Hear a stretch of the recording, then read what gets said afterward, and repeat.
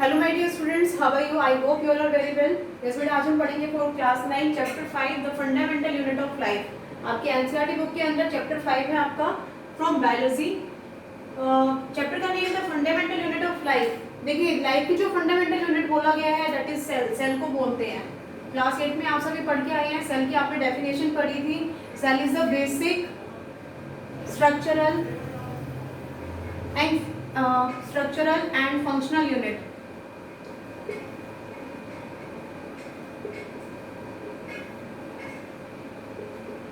Of life.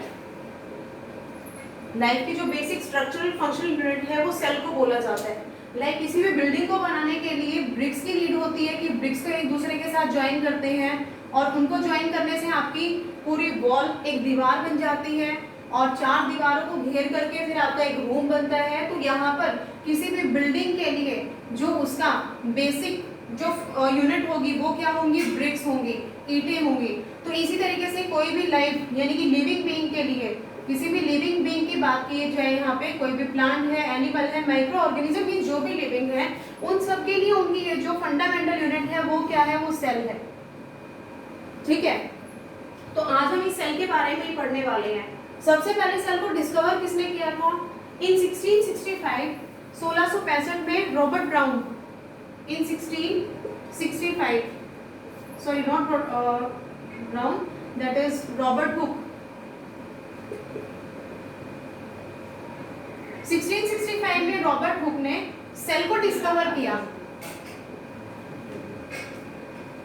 ठीक है, इसने एक वुडन कॉर्क को, वुडन कॉर्क मीन्स आपके पेड़ की जैसे बार्क होती है ना, छाल होती है, उसका एक पीस उठाया।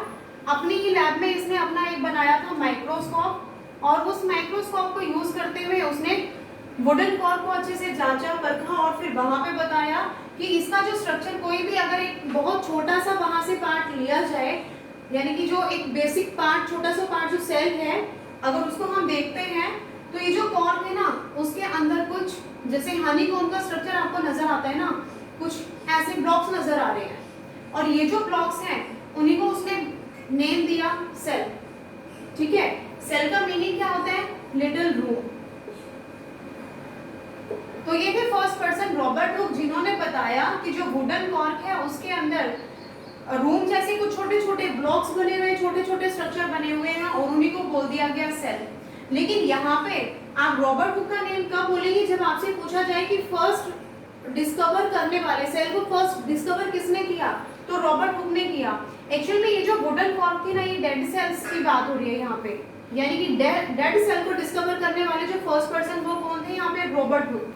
अब इसी के बाद अप्रोक्स 9 इयर्स के बाद, आफ्टर 9 इयर्स इन 1674 में एंटोन वैन ल्यूवेनहुक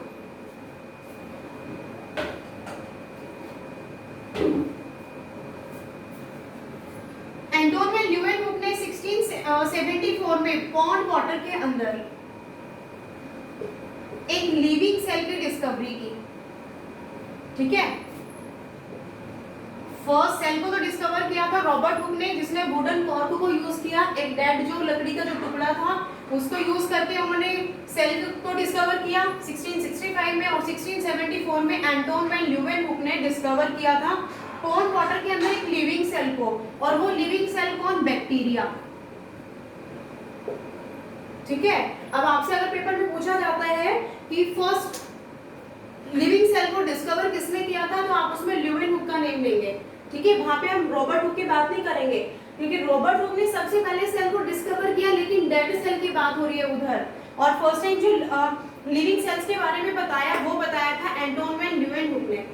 ठीक है, इसके बाद फिर स्टडी देखो चलती ही रहती है, प्रोसेस चलता रहा। अप्रोक्स 1831 में, इन 1831 रॉबर्ट ब्राउन ने डिस्कवर किया कि ये जो सेल होता है ना, इस सेल के अंदर होता है न्यूक्लियस। तो न्यूक्लियस की जो डिस्कवरी की वो किसने की? रॉबर्ट ब्राउन ने की इन 1831। अभी पहले मैं आपको यही जो पॉइंट्स है यहाँ पे वो बता रही हूँ, जिनको आप नोट डाउन करके रखेंगे, वेरी इंपॉर्टेंट पॉइंट है ये आपके लिए। तो 1831 में रॉबर्ट ब्राउन ने न्यूक्लियस को डिस्कवर किया। And after that in 1838 Schleiden एक साइंटिस्ट हुए जिन्होंने बताया कि जो प्लांट्स होते हैं, plants have different cell.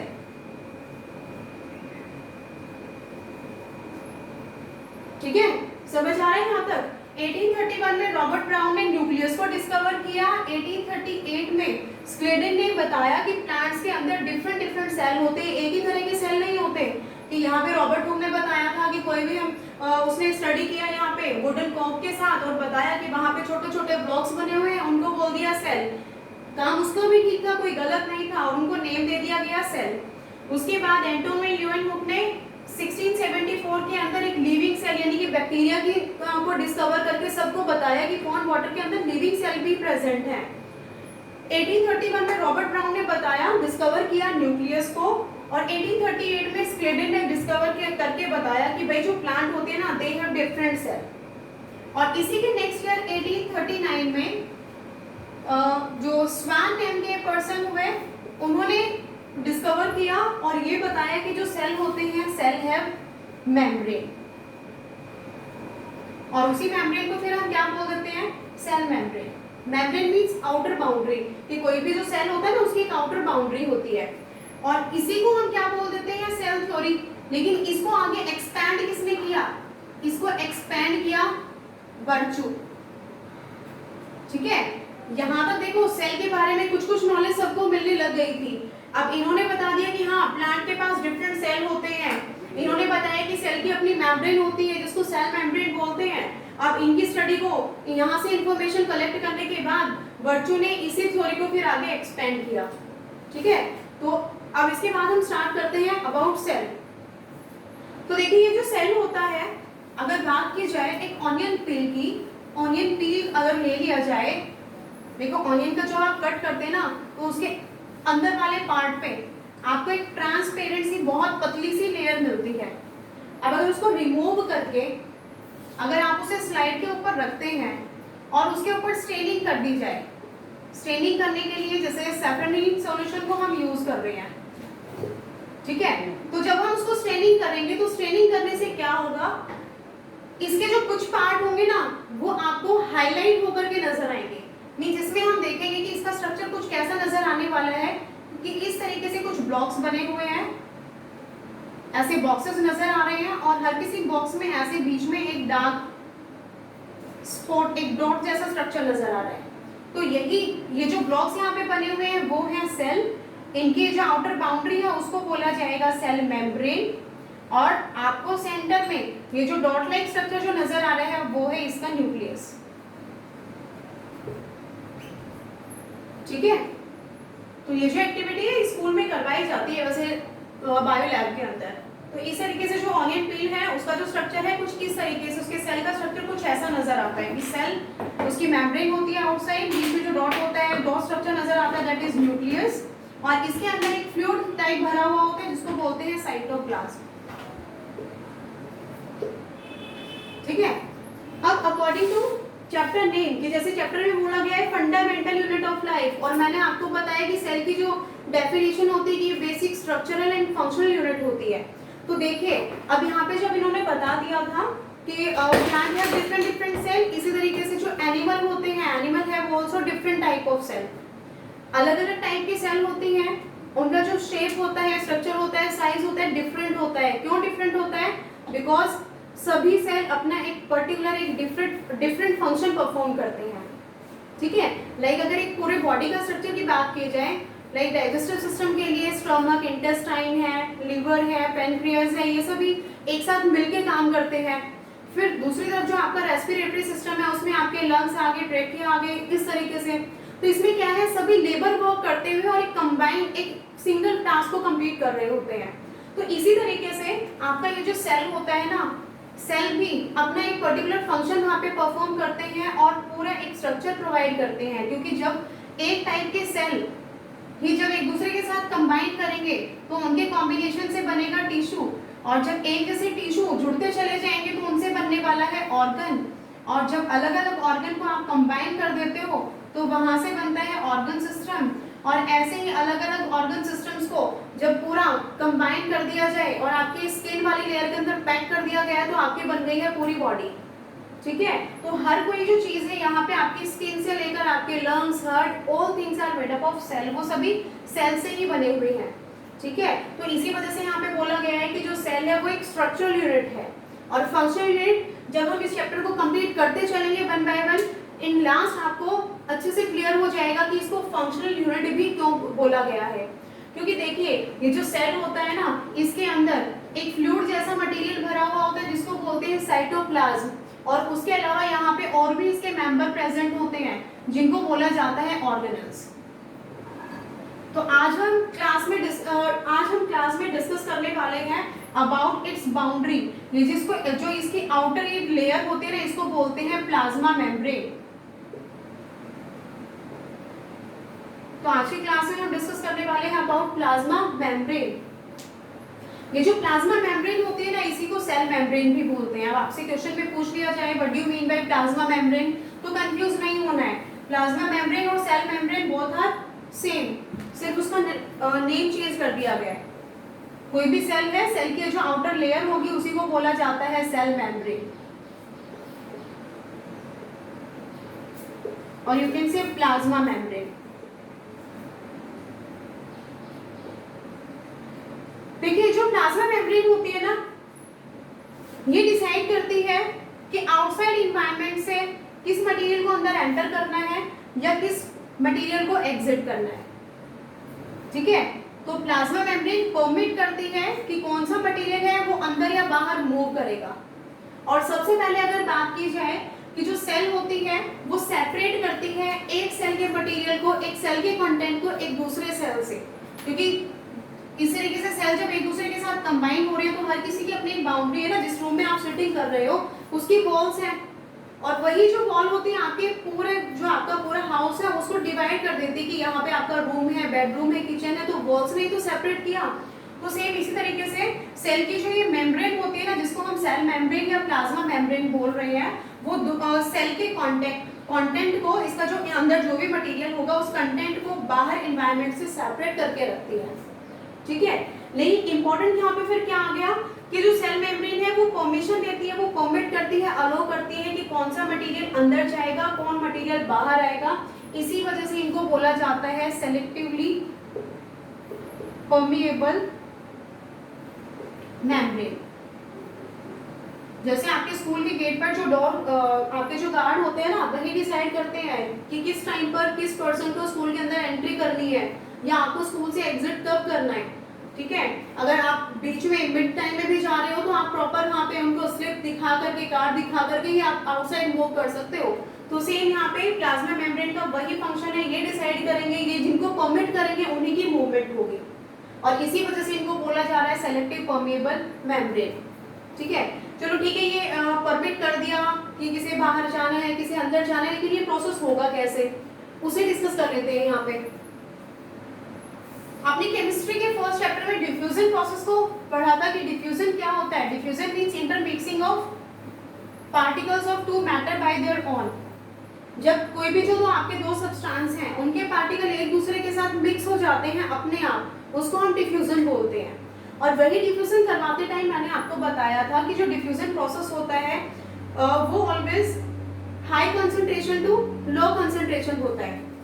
Mean जिसके लिए कि आपका वाटर टैंक है जिसके अंदर वाटर फिल है, ये जो वाटर इसके अंदर फिल है, अगर इसको नीचे से यहाँ पे होल कर दिया जाए तो वाटर की मूवमेंट होगी एम्प्टी कंटेनर के अंदर, और ये एम्प्टी कंटेनर के अंदर कब तक मूव करेगा, जब तक कि दोनों का वाटर लेवल इक्वल ना हो जाए। लेकिन इससे पहले जब भी आपका टैंक फिल है तो यहाँ पे वाटर की जो कंसंट्रेशन है हाई कंसंट्रेशन है, और इधर है लो कंसंट्रेशन। शॉर्ट में ही लिख देती हूँ मैं। चलो, जब हम एम्प्टी ले रहे हैं तो वो खाली है, इट मींस वहां पे तो कंसंट्रेशन है ही नहीं।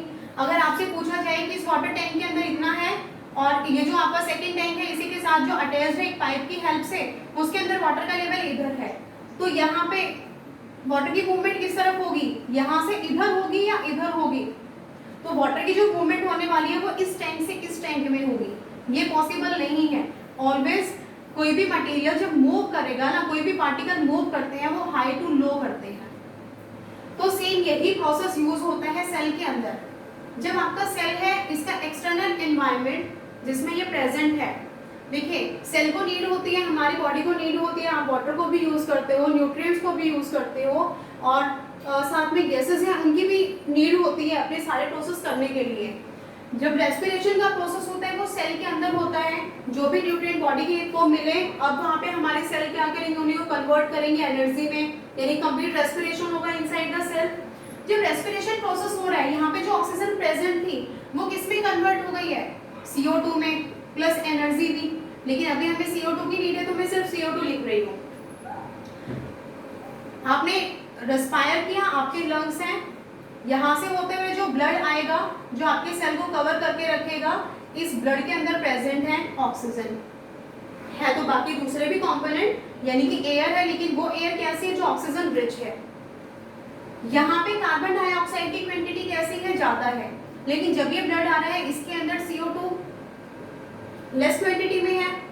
अब यहाँ पे कंसंट्रेशन हो गई है CO2 की हाई कंसंट्रेशन, बाहर है लो कंसंट्रेशन। अभी मैंने बताया था जब पार्टिकल मूव करेंगे हायर टू लोअर डायरेक्शन में जाएंगे, इट मींस अब जो आपकी सेल मेम्ब्रेन है सेल की, वो परमिट करेगी कि हाँ यहाँ पे CO2 की क्वांटिटी ज्यादा है तो उनको बाहर जाने दीजिए। तो इस तरीके से ये जो सेल है वो आपके CO2 को बाहर एग्जिट करेगा, ठीक है। अब वो चेक करेंगे कि हाँ यहाँ पे CO2 ज्यादा था तो ऑक्सीजन की क्वांटिटी, उसकी कॉन्सेंट्रेशन कैसी थी, कम थी, और यहाँ जो ब्लड आ रहा है उसके अंदर ऑक्सीजन की कॉन्सेंट्रेशन ज्यादा है, तो यहाँ से अब ये परमिट करेंगे ऑक्सीजन को इनसाइड आने के लिए। तो ये जो प्रोसेस होता है ना, जिससे आपके सेल गैसेस को एक्सचेंज करते हैं, उस प्रोसेस को हम यहाँ पे बोलते हैं डिफ्यूजन, ठीक है। And rate of diffusion always क्या होगा, from higher concentration to lower concentration. तो ये था डिफ्यूजन प्रोसेस। सेम इसी तरीके से जब आपके सेल को अगर वाटर मॉलिक्यूल्स को एक्सचेंज करना है तो प्रोसेस वहां पे भी यही होने वाला है। जब यहाँ पे अगर वाटर की डेफिशिएंसी हो जाएगी, वाटर मॉलिक्यूल्स की अगर कॉन्सेंट्रेशन हो जाती है कम और बाहर है वाटर की कॉन्सेंट्रेशन ज्यादा, तो अब यहाँ पर हायर टू लोअर यानी कि वाटर इधर मूव करेगा। तो ये जो प्रोसेस होता है ना, जिससे आपके जो सेल वाटर को लूज करते हैं या गेन करते हैं, उसे हम बोलेंगे ऑस्मोसिस, ठीक है। तो यहाँ से हमने किया है डिफ्यूजन एंड ऑस्मोसिस, और यही ऑस्मोसिस प्रोसेस होता है जिसकी वजह से आपके प्लांट की जो रूट्स जो सॉइल के अंदर होती हैं, और सॉइल में वहाँ पे जो वाटर पार्टिकल्स प्रेजेंट होते हैं, तो उनकी जो रूट्स होती है ना, वो इसी ऑस्मोसिस प्रोसेस से ही वाटर को एब्जॉर्ब करती हैं, या एक्स्ट्रा वाटर अगर प्लांट के रूट्स में वहाँ पे होता है तो उसको लूज करती हैं। तो एब्जॉर्प्शन का ये जो फंक्शन होता है वाटर के लिए, तो वो ऑस्मोसिस होगा। And for exchange of gases, gases को वो कैसे एक्सचेंज करेंगे, by the process of diffusion, ठीक है। आई होप यहाँ तक आप सबको जो आपका टॉपिक है वो क्लियर हो गया होगा। अब यहाँ पे एक और बात हम करेंगे कि अगर प्लांट सेल या एनिमल सेल, कोई भी जो एक लिविंग सेल है, अगर उसको अलग अलग कॉन्सेंट्रेशन वाले शुगर सॉल्यूशन के अंदर रखा जाए तो वहाँ पे आपको क्या चेंजेस नजर आएंगे। लाइक आपने कोई भी शुगर सॉल्यूशन बनाया और उस सॉल्यूशन के अंदर हम रखना चाहते हैं किसी भी लिविंग सेल को, कोई भी एनिमल सेल या प्लांट सेल है, तो देखिए ये डिपेंड करता है कि जो हमने शुगर सॉल्यूशन बनाया है उसके अंदर वाटर की कॉन्सेंट्रेशन कैसी है। अलग अलग सॉल्यूशन की हम बात करेंगे। सबसे पहले 3 केसेस हम लेके चलेंगे। फर्स्ट जो केस है जिसके अंदर सेल को रखा गया, ये सेल है और यहाँ पे जो शुगर सॉल्यूशन रखा गया है, शुगर सॉल्यूशन जिसके अंदर वाटर की कॉन्सेंट्रेशन ज्यादा है, यानी कि ज्यादा वाटर के अंदर कम शुगर को डिसॉल्व किया गया और उसके अंदर सेल को रख दिया गया। सेकेंड कंडीशन के अंदर क्या किया, सेम वही सेल और बाहर वाटर एक शुगर सॉल्यूशन बनाया, लेकिन यहाँ पे जो शुगर सॉल्यूशन है इसके अंदर जो वाटर प्रेजेंट है वो इक्वल है, उसकी जो कॉन्सेंट्रेशन है वो इक्वल है जितना कि वाटर प्रेजेंट है वाटर इन सेल। और थर्ड कंडीशन जो हम यहाँ पे लेके चलते हैं, यहाँ पे ऑपोजिट कर दिया गया। ये जो शुगर सॉल्यूशन हमने डाला, इस शुगर सॉल्यूशन के अंदर शुगर या सॉल्ट, देखिए कोई भी एक चीज आप यूज कर सकते हैं, या तो आप सॉल्ट यूज करिए या शुगर यूज करिए, तो वो आपकी चॉइस है। तो इसके अंदर थर्ड सॉल्यूशन के अंदर वाटर की कॉन्सेंट्रेशन को कम कर दिया गया है। इट मीन्स ये रिच है किससे, शुगर और सॉल्ट, जो भी सॉल्यूशन के लिए आप यूज कर रहे थे। ये 3 टाइप के सॉल्यूशन हम यूज कर रहे हैं। तो जो फर्स्ट टाइप सॉल्यूशन की हमने बात की कि जिसमें वाटर की कॉन्सेंट्रेशन ज्यादा है, उसे हम बोलेंगे hypotonic solution. Hypotonic solution. Second जो कंडीशन है जिसमें वाटर की कॉन्सेंट्रेशन को ऑलमोस्ट इक्वल रखा गया है, that is concentration of water in cell, वो हो जाएगा आइसोटोनिक सॉल्यूशन। और थर्ड कैटेगरी जिसके अंदर वाटर की कॉन्सेंट्रेशन को कम कर दिया और शुगर की कॉन्सेंट्रेशन को बढ़ा दिया, तो ये हो जाएगा हाइपर कॉन्सेंट्रेशन, हाइपर सॉल्यूशन।